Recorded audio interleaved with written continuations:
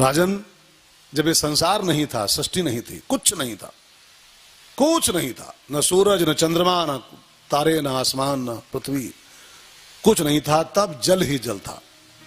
प्रलय काल का पानी से भरा हुआ था और उस प्रलयकालीन जल के भीतर भगवान नारायण शेष शैया पर शयन कर रहे थे। शेष साई नारायण शेष पर विश्राम कर रहे थे। सब पानी पानी, सब पानी पानी।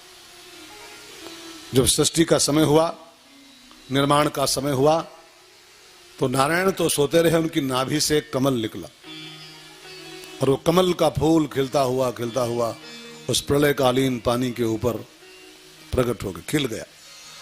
और उसी कमल से ब्रह्मा जी का प्राकट्य हुआ, चार मुखी ब्रह्मा।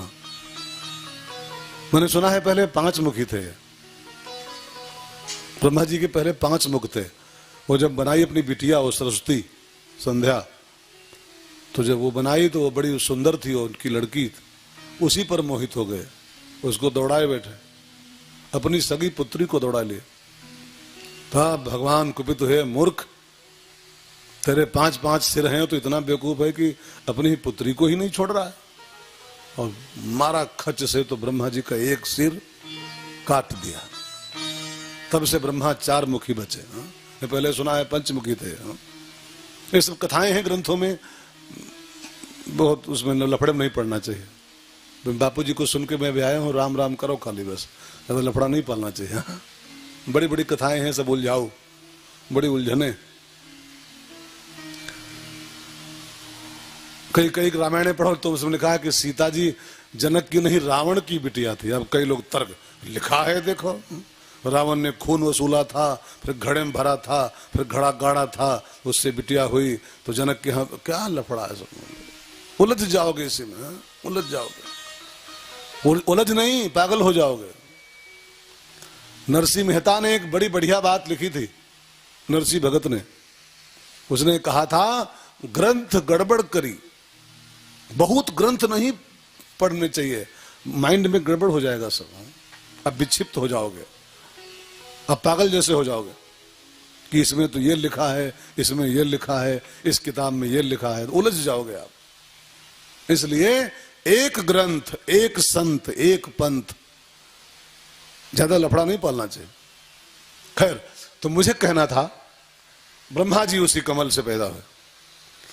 अब ब्रह्मा जी को आदेश मिला कि तुम विधाता हो, तुम पहले तपस्या करो यहीं बैठ के, उसके बाद में सृष्टि बनाओ। पहले तपस्या कर लो, फिर काम शुरू करो। बिना तपस्या के कोई काम नहीं शुरू हो सकता, बिना तपस्या के।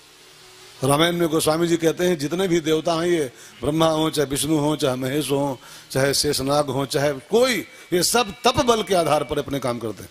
तप बल रचई प्रपंच विधाता, तप बल रचई प्रपंच विधाता, तप बल विष्णु सकल जग त्राता, तप बल विष्णु सकल जग त्राता, तप बल शंभु करई संहारा, तप बल शंभु करई संहारा,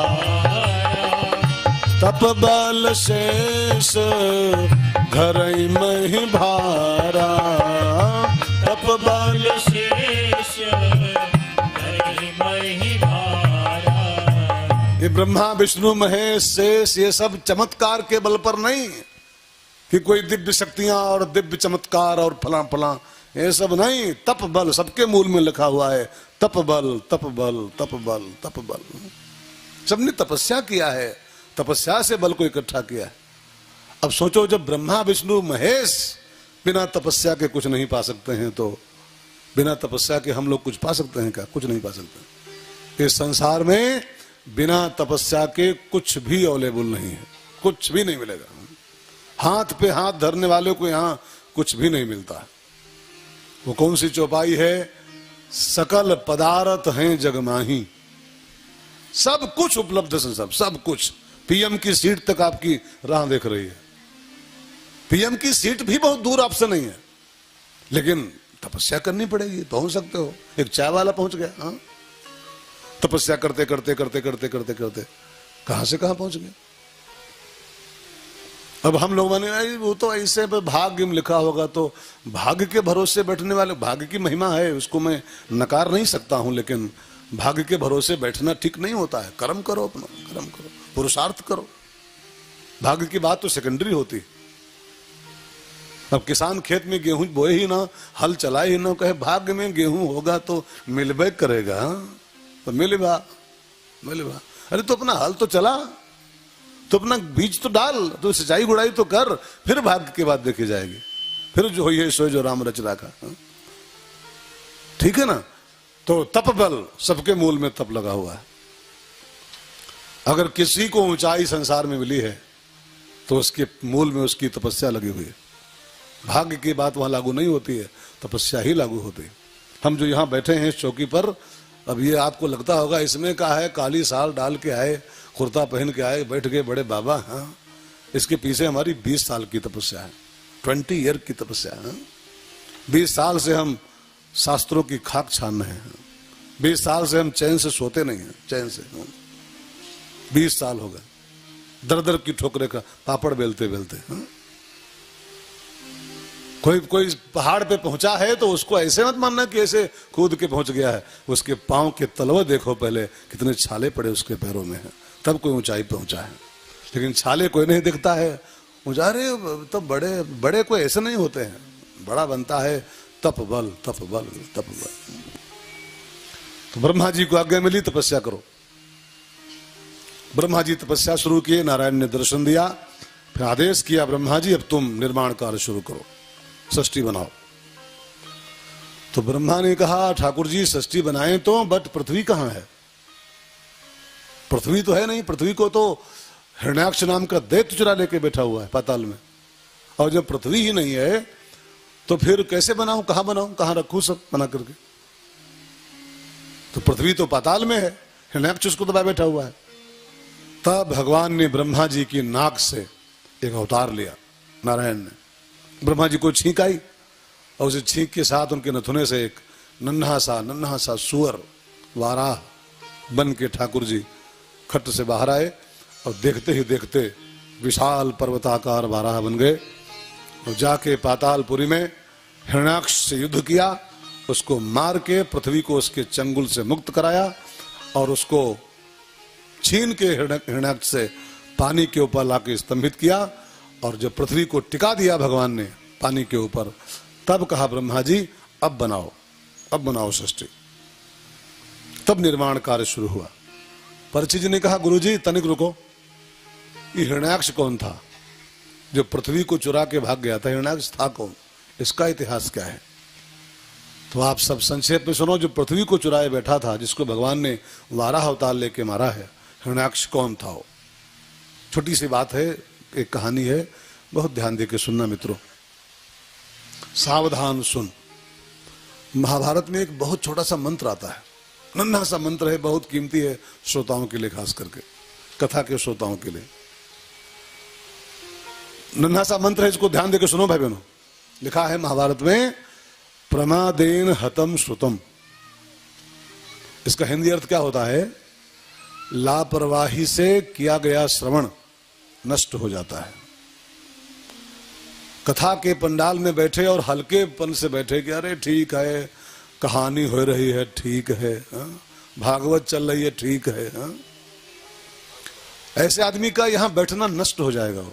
वो ये समय अपना सब वो गंवा रहा है, यहां बैठ कर 3 घंटे बर्बाद कर रहा है अपने। और यहाँ का एक एक लम्हा बहुत अनमोल है, एक एक क्षण यहाँ का कीमती है, इसको बर्बाद न होने दो, कतई नष्ट न होने दो। प्रमादेन हतम श्रुतम, लापरवाही से किया हुआ श्रवण नष्ट हो जाता है। इसलिए बाबा शंकर ने कहा था, जन्म एक दुई कहाऊं बखानी, जन्म एक दुई कहाऊं बखानी, सावधान सुनु सुमुखी,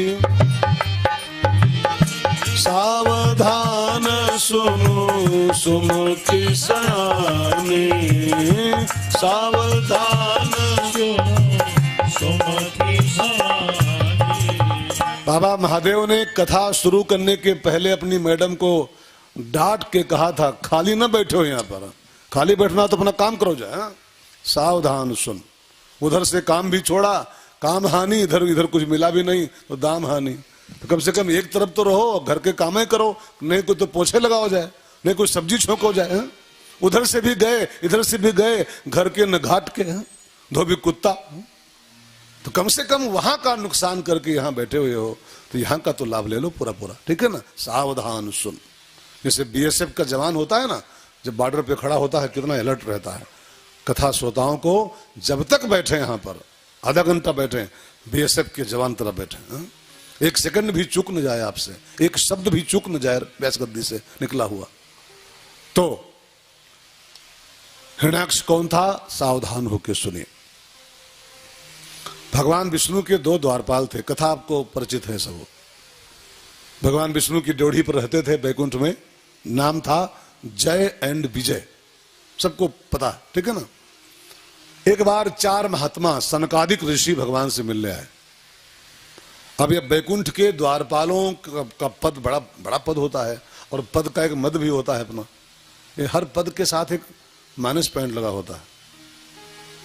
पद का एक जुड़वा भाई भी है, पद का एक जुड़वा भाई है, उसके संग पैदा होता है पद का मद, पद का ईगो। अब बैकुंठ के द्वारपाल, अरे यार एक डीएम साहब के चपरासी बन पावे कोई, डीएम का चपरासी, सीधे मुंह बात नहीं करता। जानते हो कौन है? डीएम साहब के यहाँ चपरासी हैं, डीएम साहब के यहाँ काम करते हैं। एक डीएम का पियून खाली बन पाए तो इंसान अच्छे अच्छों से बात नहीं करता है। बैकुंठ के चपरासी, नारायण के चपरासी, जय विजय, सनकादिक मिलने आए, और उसी पद के मद में चूर होके इन द्वारपालों ने उन संतों को भगवान से मिलने से रोक दिया। No admission without my permission, रोक दिया। तो संत रुष्ट हो गए, और उसी गुस्से में महात्माओं ने जय विजय को श्राप दे दिया। बैकुंठ के द्वारपाल क्या हो गए हो, महात्माओं का अपमान कर रहे हो। भगवान हमसे मिलना चाहते हैं, हमको वीआईपी पास दे रखा है, जब चाहो चले आओ। संतों से मिलने के लिए ठाकुर जी व्यग्र रहते हैं, हमेशा उतावले रहते हैं, और तुम 2 कौड़ी के चपरासी हमको रोक रहे हो, प्रसाद लो। और संतों ने श्राप दिया दोनों द्वारपालों को। क्रोधित हो ऋषि ने श्राप दिया, फल बुरा शीघ्र तुम पाओगे। क्रोधित हो ऋषि ने श्राप दिया, फल बुरा शीघ्र तुम पाओगे। तुम 3 जन्म इस सठता से, तुम 3 जन्म इस सठता से राक्षस योनि में जाओगे। तुम 3 जन्म इस सठता से राक्षस योनि में जाओगे। श्राप दिया महात्माओं ने, संतों का अपमान करते हो तुम दोनों द्वारपाल, 3 जन्मों तक राक्षस बन के पैदा होगे, 3 बार संसार में दैत्य बनोगे तुम दोनों। वही दोनों भगवान के द्वारपाल बने, हिरण्याक्ष और हिरण्यकश्यप। कश्यप ऋषि की पत्नी दिति के गर्भ से पैदा हुए दोनों भाई। कश्यप ऋषि की 2 पत्नियां थी, बहुत आपको सबको पता है, मैं बहुत शॉर्टकट कहूं। मुझे आज इतनी कथा आगे लेके चलनी है कि एक हद है और समय की भी हद है। समय की हद में बेहद कथा कहनी, बेहद। हाँ, क्योंकि अभी हम कल जब कथा कह रहे थे तो कल हमारी कई कथाएं छूट गई थी। कल के कोटे वाली कथा अब हम पूरी कर रहे हैं। कुछ कथाएं जो आज, एक का नाम था दिति और एक का नाम था अदिति। बहुत ध्यान देके सुनेगा। कश्यप माने होता है जीव, कश्यप का हिंदी अर्थ होता है जीव, और हर जीव की 2 पत्नियां होती हैं। खाली कश्यप जी पर मत रहिए, कश्यप जी कोई थे उनकी 2 पत्नियां थी। कश्यप माने जीवात्मा, और हर जीव की 2 पत्नियां शास्त्रों में लिखी हुई हैं। जीव की पत्नी का नाम होता है बुद्धि, जीव की जो वाइफ है उसका नाम बुद्धि होता है। आपकी वाइफ चाहे जो हो, लेकिन जीव की वाइफ का नाम बुद्धि होता है, जो आपके भीतर है। इस बॉडी की वाइफ चाहे जो हो, लेकिन आपकी वाइफ तो दो हैं, दो है। बुद्धि नाम की पत्नी के दो रूप होते हैं, और आप सब जानते हो बुद्धि के दो पार्ट कौन कौन से होते हैं, सुमति और कुमति। सुमति कुमति, ठीक है। मति माने बुद्धि, और बुद्धि के दो पार्ट सुमति एंड कुमति। तो कश्यप ऋषि की दो पत्नियां थीं, मतलब एक का नाम था दिति और एक का नाम था अदिति। दिति माने होता है कुमति और अदिति माने होता है सुमति। हर जीव के दो दो वाइफें हैं। ये केवल कथा सुनोगे तो फिर रह जाओगे कि बाबा कोई थे कश्यप ऋषि, उनके दो थी, हमारे तो एक है, एक है, कोई ना है, सबके दो हैं, सबके दो। ये जिसको एक है तो ये बॉडी की खाली, जीव की नहीं। जीव की पत्नी बुद्धि है, जो आपके अंदर है उसकी वाइफ का नाम बुद्धि होता है। इसकी पत्नी नाम सुशीला भले होए, सुशीला बॉडी की पत्नी नाम, चंद्रमौली जी की पत्नी नाम, लेकिन जो चंद्रमौली के भीतर है उसका नाम सुशीला नहीं, उसका नाम बुद्धि है। अब बुद्धि के दो रूप होते हैं, ठीक है। एक सुमति, एक कुमति, एक दिति, एक अदिति। अब कथा का एक और राज समझिए। सुमति के माने दिति के सब दैत्य हुए और अदिति के देवता हुए।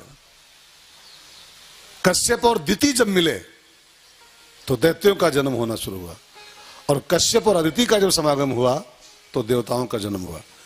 कश्यप माने जीव, दिति माने कुमति, अदिति माने सुमति। अब थोड़ा कथा के विज्ञान को समझिए। जीव जब कुमति के साथ संबंध स्थापित करता है, मतलब जब कुमति में जीता है, तब उसके जीवन में सब दैत्यों का जन्म होता है। दैत्य माने दुर्गुण, दैत्य माने विकार। और जब जब हमारा संबंध कुमति के साथ होता है तो जहां कुमति तहां विपत्ति, तहां विपत्ति। और जब इस कश्यप का संबंध, इस जीव का संबंध सुमति से होता है, माने अदिति से होता है, तो देवता पैदा होते हैं। देवता माने क्या होता है, वो चंद्र देवता, इंद्र देवता नहीं, सद्गुण का नाम देवता होता है। जो हमारी देवी संपदा है, जो हमारे सद्गुण हैं, उनका नाम देवता होता है। तो सुमति से भरा जीवन जियोगे तो जहां सुमति तहां, सुमति माने क्या होता है, सद्बुद्धि, सद्बुद्धि और कुबुद्धि, ठीक है ना। अगर सद्बुद्धि के साथ जीवन जियोगे तो जहां सुमति तहां संपत्ति नाना, जहां सुमति तहां संपत्ति नाना, जहां कुमति तहां विपत्ति निदाना, जहां कुमति तहां विपत्ति निदाना, जहां सुमति तहां संपत्ति। और संपत्ति का अर्थ बिल्कुल मत करना कि पैसा। सुमति हो तो पैसा बहुत आता है, संपत्ति माने पैसा नहीं होता है, धन संपत्ति नहीं होता है। संपत्ति माने दैवी संपदा, दैवी संपदा। अगर सुमति के साथ जियोगे तो आपके जीवन में सद्गुणों का जन्म होगा, अच्छे अच्छे लक्षणों का जन्म होगा। ये आपकी संपत्ति असली है।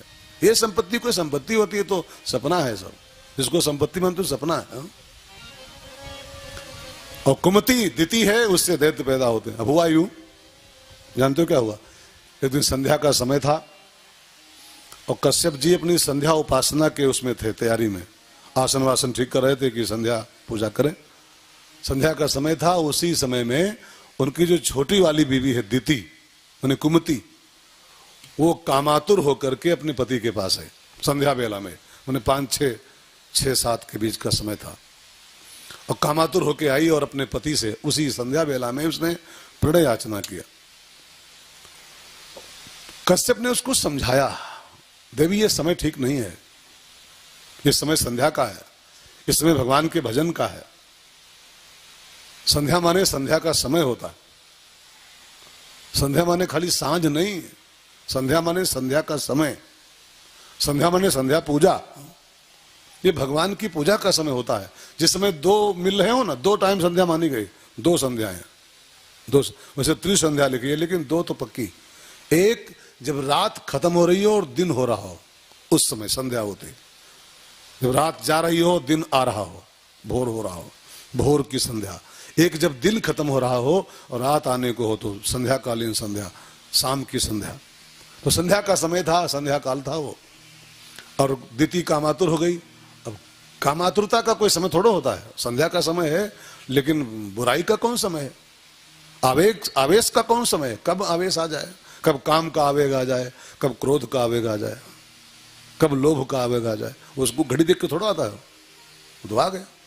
अब कामातुर हो गई उसकी छोटी रानी तिथि, और संध्या बेला में आई और याचना किया, प्रणय याचना। समझाए कश्यप, देवी जाओ तुम भी आरती पूजा करो, तुलसी की आरती करो, माता जी की पूजा करो, संध्या निपट जाए, रात्रि हो जाए, तुम्हारी इच्छा हम पूरी कर देंगे आज। लेकिन एक बड़ा प्यारा सूत्र है शास्त्रों में, कामातुराणाम न भयम न लज्जा। जब इंसान कामातुर होता है तो उसको न भय न लज्जा कुछ नहीं होती है। चप्पल पड़ जाएंगे कि थप्पड़ पड़ जाएंगे किसी परवाह नहीं करता है। कामातुर इंसान चप्पल थप्पड़ कहाँ। कई लोग कहते हैं खीर में चावल मिले, दूध में चावल मिले उसे हम खीर कहते हैं, और प्यार में चप्पल मिले उसको तकदीर कहते हैं। हाँ हाँ हाँ, अपनी अपनी थिंकिंग है। कई लोग कहाँ डरते, न शर्म उनको होती है न भय होता है, निर्लज्ज होते हैं कामातुर लोग। कामातुराणाम, उसका दुष्परिणाम कामातुरता का क्या है, जो अत्यंत कामुक होते हैं वो न भय उनको होता है लोक परलोक का, पाप पुण्य का, और न उनको शर्म होती, न उनको लज्जा होती, निहायत निर्लज्ज लोग होते हैं। अब क्या हुआ भाई बहनों, कश्यप जी के मना करने के बावजूद भी दिति निर्लज्ज हो गई, और संध्या बेला में ही अपने पति को उसने मजबूर कर दिया, और उसी मजबूरी में, बाध्यता में कश्यप जी को अपनी पत्नी की इच्छा पूरी करनी पड़ी। लेकिन निवृत्त होते उन्होंने एक श्राप दे दिया, मूर्ख, संध्या बेला में तूने दुष्कृत्य किया है, हमको भी इसमें लिप्त किया है, तो मेरा श्राप है। और श्राप क्या है, परिणाम, कुकृत्य का परिणाम श्राप कहलाता है। ये सल्फाज गोली परिणाम क्या है ना, सल्फाज गोली खाओ तो फिर पूछना नहीं पड़ेगा इसका फल क्या होगा। हा? इसका फल क्या होगा, सल्फाज गोली का फल मालूम क्या होता, मालूम है। हा? ऐसे ही श्राप और आशीर्वाद माने कुछ और नहीं होता है। पुण्य का फल आशीर्वाद होता है और पाप का फल श्राप होता है। हा? पाप करोगे, बबूल के पेड़ को बोगे तो परिणाम में आप आम नहीं पा सकते हो, फिर कांटे ही पा सकते हो, कांटे ही पाओगे। तो दुष्कृत्य करने वालों को आशीर्वाद मिलेगा, ये संभव नहीं है। वो चाहे भगवान के बेटे ही क्यों ना हो, भगवान के कृष्ण के बेटे भी जब दुष्कर्म पे उतर आए तो उनको श्राप मिल गया था। कृष्ण के बेटे होने के बावजूद शराब पी के महात्माओं को छेड़ दिए तो महात्माओं ने श्राप दिया, तुम्हारे पूरे खानदान का नाश हो जाएगा। भगवान के बेटे भी अगर दुष्ट कर्म करेंगे तो उनको भी श्राप ही मिलेगा, आशीर्वाद नहीं मिलेगा। अच्छे काम करोगे, सेवा करोगे, भजन करोगे, तब आशीष मिलेगा। मांगो न मिलो, मांगो तभी मिलेगा। हनुमान जी मांगे नहीं थे, अच्छा काम किए थे बस खाली। हनुमान जी अच्छा काम किए और सीता माँ से आशीर्वाद मांगे थोड़ो थे। आशीष दीन राम प्रिय जाना, आशीष दीन राम प्रिय जाना। तो श्राप और आशीर्वाद दोनों फल हैं, और फल तो मिलता ही मिलता है। करे जो कर्म जो जस करे सो तस फल चाखा। इच्छा उसकी ना हो तब भी उसको चाखना पड़ेगा, वो फल चाखना पड़ेगा। तो क्या हुआ, संध्या में दुष्कृत्य किया, परिणाम हुआ कि कश्यप बाबा ने दिति को श्राप दे दिया। तेरे गर्भ से क्रूर गर्भ जायते, तेरे गर्भ से जो बच्चे पैदा होंगे इस संध्या बेला के पाप का फल पाएगी, तू राक्षसों की जननी बनेगी। मैंने एक किताब पढ़ी थी, उसमें लिखा था चत्वारि खलु कर्माणि संध्या काले विवर्जयेत्। बिल्कुल इसको नोट कर लो जिंदगी में, बहुत बढ़िया सिद्धांत जीवन के लिए है ये। चत्वारि खलु कर्माणि संध्या काले विवर्जयेत्। संध्या काल में 4 काम वर्जित हैं, बहुत भयंकर परिणाम पाओगे अगर नहीं मानोगे तो। हाँ? हम हो चाहे आप हो। चत्वारि खलु कर्माणि संध्या काले कौन कौन। नंबर 1 आहारे, निद्रा, स्वाध्याय और मैथुन। आहार, निद्रा, स्वाध्याय और मैथुन, ये 4 चत्वारि खलु कर्माणि संध्या काले विवर्जयेत्। अब कोई मनमानी करे कि नहीं नहीं वो लिखा रहने दो, लिखा, जब मन होगा तब आहार लेंगे, जब मन होगा तब स्वाध्याय करेंगे, जब मन होगा तब सोएंगे, जब मन में आएगा तब मैथुन कर लेंगे, तो परिणाम भी उसका मिलेगा, तो फिर नानी याद आएगी। परिणाम भी लिखा हुआ है शास्त्रों में। आहारे जायते व्याधि, जो संध्या काल में भोजन करते हैं उनकी व्याधियां पैदा हो जाती हैं, एक से एक व्याधियां देह में। और निद्राम श्रियम नाशयति, जो संध्या काल में निद्रा लेते हैं, सूर्यास्त का समय हो और भाई साहब पड़े 6 बजे सो रहे हो शाम को, अथवा उधर भी संध्या हो और भाई साहब सो रहे हो, तो श्रियम नाशयति, उनका श्री, उनका तेज सब समाप्त हो जाएगा। और जो दोपहर में सोने वाले लोग हैं, जो 8 बजे, उनके चेहरे को आप देखो, लगता है गाय मारे घूम रहे हैं, गाय मारे घूम रहे हैं, हमेशा बीमार बीमार बीमार बीमार। कभी उनके चेहरे पर चमक नहीं पाओगे आप, कभी भी। हम 12 महीना रोगी, बीमार ना हो भले, बीमार जैसे लग दिखते हैं हमेशा हो, कि बस इनको ले जाके ट्रामा सेंटर में दाखिल करा दो सीधे, बस इमरजेंसी वार्ड में। दिन दोपहर में सोने, दिन निकल आया तब भी सो रहा है वो आदमी, कभी स्वस्थ नहीं हो सकता। कभी स्वस्थ माने कभी उसके चेहरे पर चमक नहीं आएगी कभी भी। जिसने सूर्य की चमक को निकलते नहीं देखा है, उसके चेहरे की चमक कभी आ नहीं सकती, चाहे कितना वो फेयर लवली लगा ले। अगर बॉडी की चमक को देखना है तो सूर्य को चमकते हुए निकलते हुए देखो रोज अपनी आंखों से। तो संध्या काल में सोने वाला श्रियम नाशयत, चाहे वो संध्या चाहे वो संध्या। और दो हो गए, निद्राम श्रियम स्वाध्याय च मरणम भवेत, जो संध्या काल में स्वाध्याय करते हैं, शास्त्रों का अध्ययन करते हैं, मरणम भवेत, मृत्यु हो सकती है उनकी। और मैथुन का परिणाम क्या होता है? जायते क्रूर गर्भश्च, जो संध्या काल में स्त्री पुरुष पति पत्नी संबंध स्थापित करते हैं तो उनका परिणाम होता है कि उनके गर्भ से राक्षस जैसे बच्चे पैदा होते हैं, राक्षसों जैसे आचरण वाले। और तब कहने आते हैं समय खराब है तभी बच्चे सब उल्टा पुल्टा पैदा हो रहे हैं। समय खाक खराब है, इंसान खराब है, समय कुछ नहीं खराब है, इंसान मनमानी कर रहा है सब। वो कौन सा एक भजन था वो प्रदीप जी का गाया हुआ,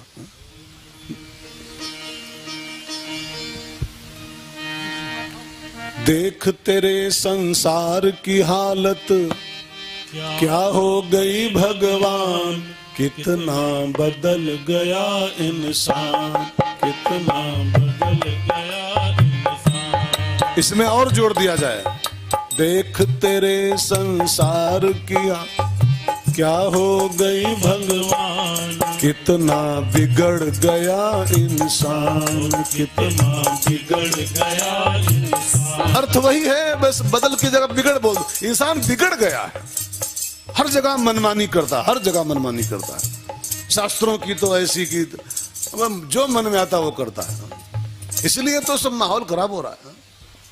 आजकल जो लफंगे बच्चों का जन्म हो रहा है, लफंगों की उत्पत्ति हो रही है संसार में, इन लफंगों की उत्पत्ति के कारण बच्चे नहीं है, उनके मम्मी पापा, उनके माता पिता मनमाना जीवन जीते हैं। कोई परहेज नहीं, कोई डर नहीं, कोई विचार विवेक नहीं, बस सब मनमाना पशुओं की तरह। और जब पशुओं की तरह जीवन व्यवहार करोगे तो बच्चे पशु ही पैदा होंगे।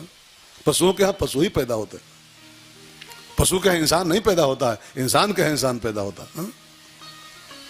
तो देख तेरे संसार की हालत क्या हो गई भगवान, कितना बदल गया इंसान, कितना बदल गया इंसान।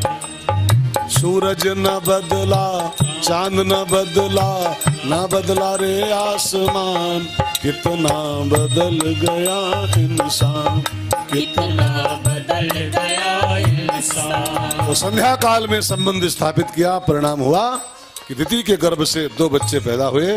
एक का नाम था हिरण्याक्ष और एक का नाम पड़ा हिरण्यकश्यप। हिरण्याक्ष ने पातालपुरी में उठा लिया पृथ्वी को और जाके पातालपुरी में छिपा दिया, दबा के बैठ गया। तब भगवान ने वाराह अवतार लेकर के उसका उद्धार किया है। हिरण्याक्ष हिरण्यकश्यप ये राक्षसों के मूल हैं, माने प्रथम राक्षस ऐसा होता है ना। वो प्रथम मनुष्य कौन था? मनु। सब मनुष्य उन्हीं से पैदा हुए। ऐसे अगर पूछा जाए कि सब राक्षसों का मूल कहाँ पर है, जब रावण कुंभकर्ण और सब सब सब सब सबका मूल कहाँ है, तो हिरण्याक्ष हिरण्यकश्यप। राक्षस माने बुराई, ध्यान देकर सुनिएगा। और जिंदगी में पैदा होने वाली समस्त बुराइयों का जो स्रोत स्थल है, जो उद्गम स्थल है, वो है हिरण्यकश्यप हिरण्याक्ष। सब बुराइयों से पैदा होते।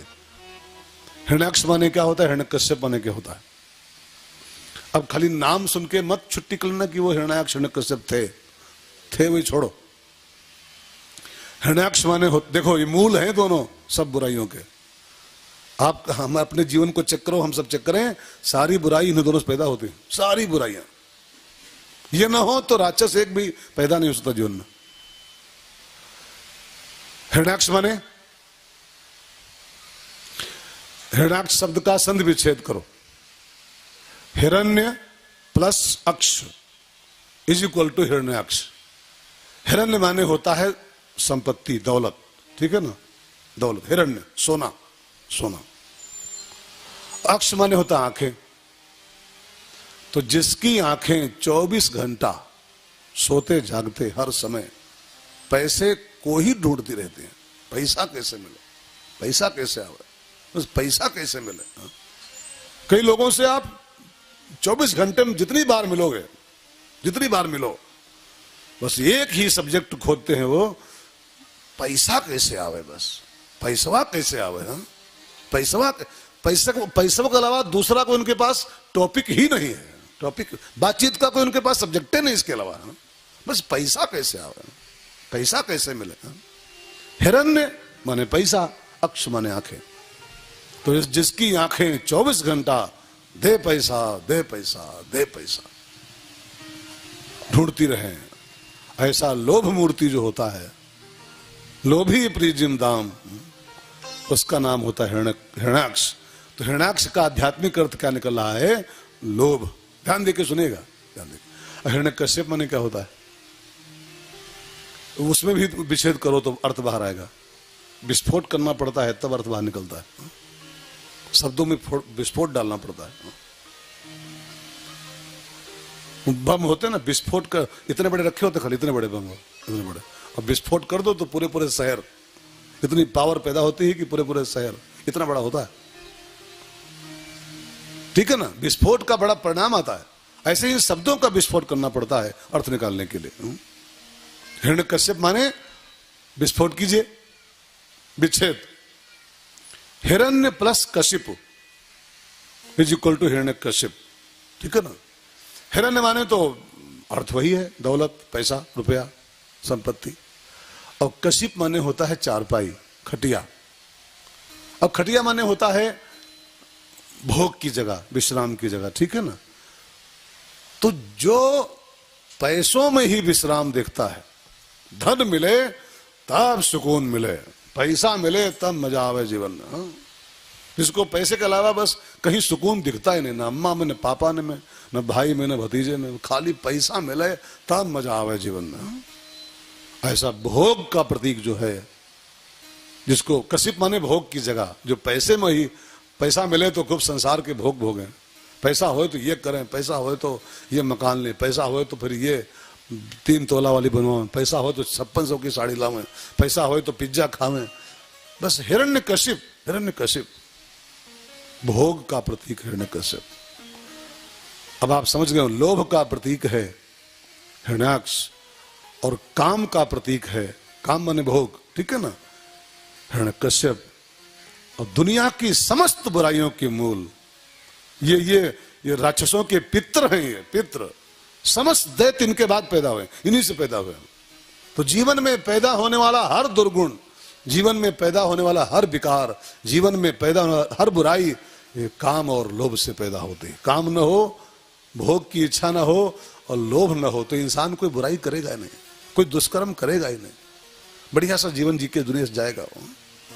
ज्यों की त्यों धर दिन ही चदरिया।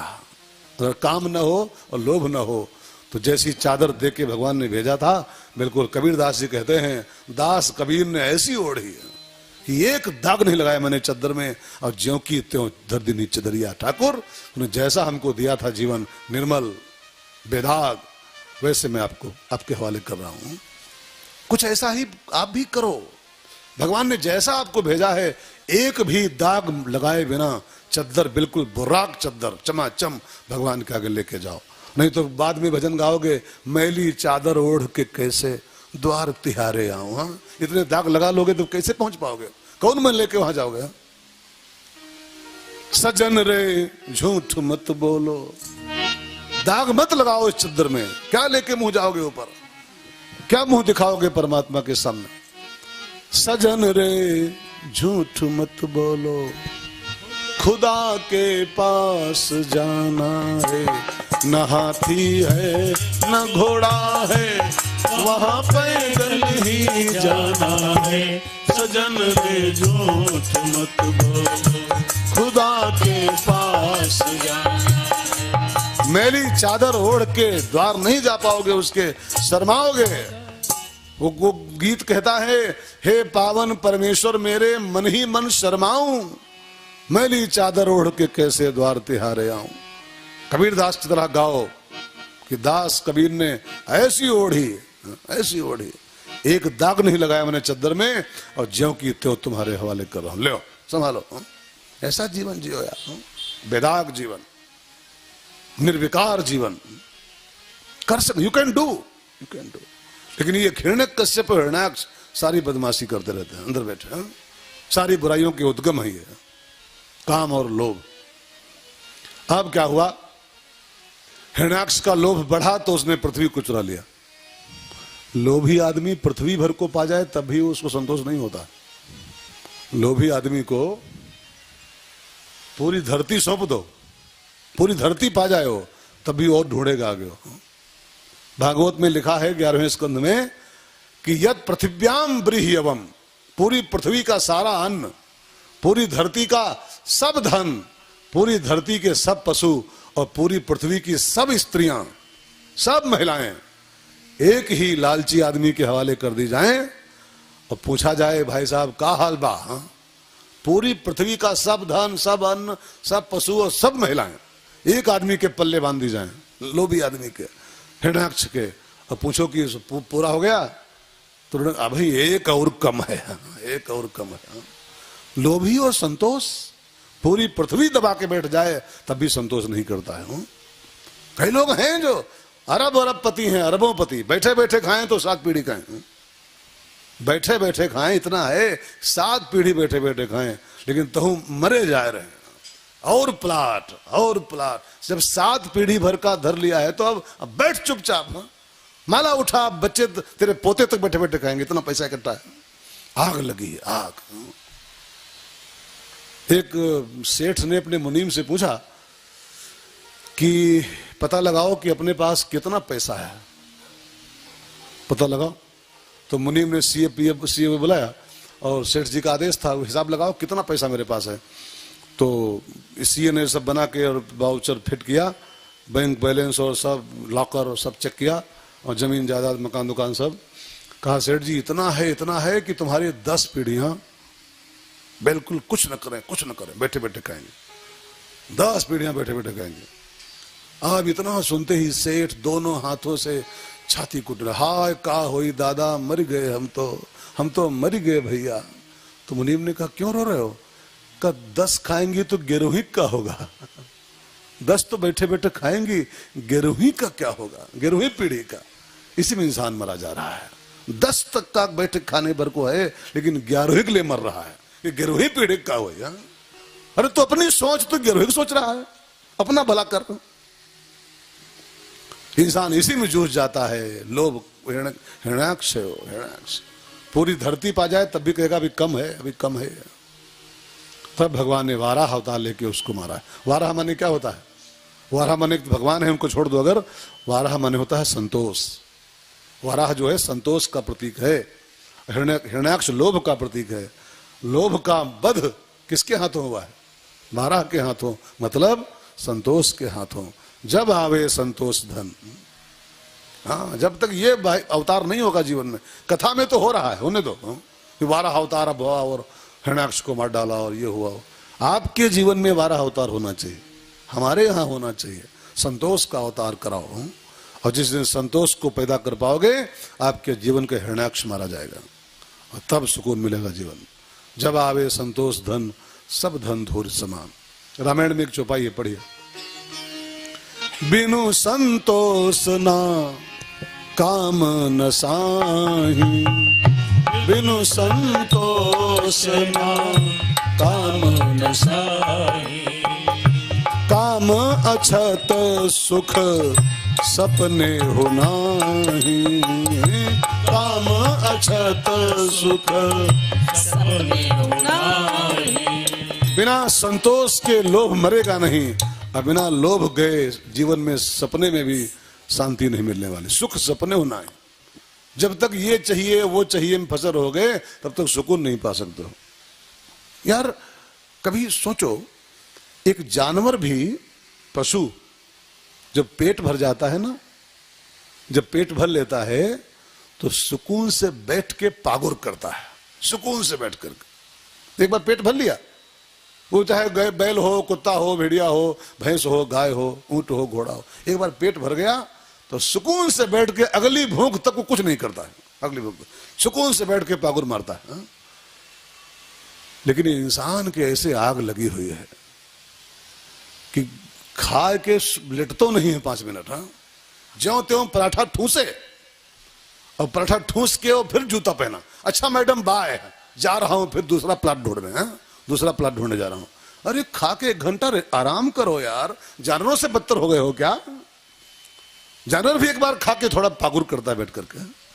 पागुर माने आराम की बात ये नहीं है कि आप लेट ही जाओ, आराम माने हो गया थोड़ा संतोष करो, थोड़ा सुकून से जियो। खाली हाय हाय की जिंदगी कोई जिंदगी थोड़ा है यार, दे हाय हाय, दे हाय हाय। तो संतोष आएगा वारा, तब ये हिरण्याक्ष मरता है। और पृथ्वी को भगवान ने उसके चंगुल से बाहर निकाला, और फिर तो ब्रह्मा जी को आज्ञा दिया, अब आप स्टार्ट हो जाओ। तो ब्रह्मा जी ने कुछ सृष्टियां बनाई पहले, उसमें मानस पुत्र पहले 10 बनाए, उनसे कुछ खास तरक्की नहीं हो पाई। फिर कुछ भूत जैसी सृष्टि किया, भूत प्रेत बनाए तमाम से, उनसे वो विनाशकारी सब सिद्ध हो गए। तब फिर अपने बाएं भाग से एक स्त्री और दाएं भाग से एक पुरुष का प्राकट्य कराया। पुरुष का नाम रखा मनु और स्त्री का नाम रखा शतरूपा। दोनों का विवाह संपन्न करा के, दोनों का दाम्पत्य जीवन में प्रवेश करा करके फिर ब्रह्मा ने उनको पृथ्वी का शासन सौंप दिया और कहा, मनु तुम इस पृथ्वी के प्रथम मानव हो और तुम भी मेरी हेल्प करो, मैं सृष्टि बनाऊं और तुम भी मेरी सहायता करो, तुम भी कुछ काम आगे बढ़ाओ। अब पृथ्वी के प्रथम मानव, पृथ्वी के प्रथम शासक कहलाए मनु महाराज। प्रथम मनुष्य मनु ही थे, प्रथम मनुष्य। हम सब जो मनुष्य हैं ना, उसी मनु से हैं। प्रथम मानव मनु, और हम सब मनुष्य क्यों कहलाते हैं? हम सब मनुष्य, मनुष्य मनुष्य। इस आदमी का नाम मनुष्य इसलिए है, इनका सबका उत्पादन, उत्पत्ति मनुष्य हुई है, इसलिए मनुष्य।